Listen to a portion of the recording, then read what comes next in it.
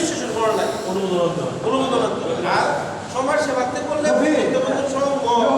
Society club এই জাতীয় মিলে কি সংযুক্ত করে দেবে। তাহলে আমরা ওইভাবে বন্ধুত্বের বন্ধু সংঘ দিছি, তিনটে নাম চয়েতে ফেরা একটা পাস করবো।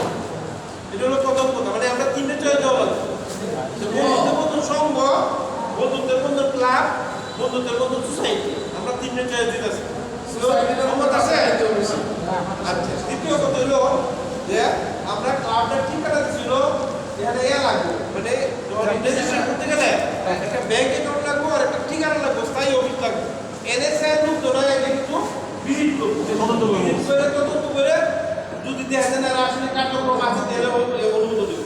আমরা শুনি একটা লোক আমরা দিব, এখানে আমরা সাইন করতে হয়, পাশাপাশি একটা চুক্তিও লাগবে 300 টিকিট দেবে এবং জনতা ব্যাংকে একটা অ্যাকাউন্ট লাগবে বা জনতা দেখবো ব্যাংকে করে একটা অ্যাকাউন্ট এটা আমরা করছি সেক্রেটারি কেশিয়ার দুইজনের দর্শক স্বাক্ষর থাকবো, দুইজনের স্বাক্ষর টাকা উঠান দেবে।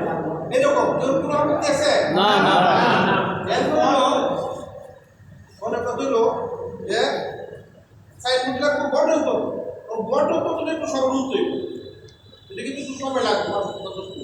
গঠন তো আমি একটু সরল নাই, কালকে হলো আমি রায়হান বাসির বাইরে সবার ছেলে দেখবো ওনারা আমি পিট করে দিয়েছিলাম। আমরা বন্ধুদের বন্ধু সংঘ নামটা দিছি আর কি, এটা এরা হলো তিনটে থেকে এক নম্বরে আমরা দিচ্ছি বন্ধুদের বন্ধু সংঘটা। এটা এরকম দেখছি যে কেউ কোনো মতামত থাকলে কিন্তু বললো এটা মোটামুটি যে দেখছে এরা কাছে তোমার এটা ওকে, কারণ আমি 3-4টে স্টাডি করে একটা বানাইছি। বাংলাদেশের সরকার 90% এলাকায় বসবাস করে, এই বৃহত্তর প্রচুর উন্নতি অগ্রগতির পর দেশ তথা জাতির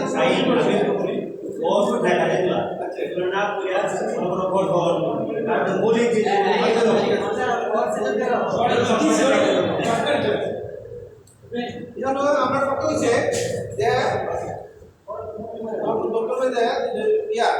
আমরা 13 সদস্যের একটা কমিটি করতে হবে, 13 সদস্য, ঠিক আছে। আর হলো আমরা প্রতি মাসে তোমরা সবাই রাজি থাকো 100 টাকা করে প্রতি মাসে আমরা জমা দিই। এটা কি সবাই একমত কিনা? ঠিক আছে ঠিক আছে।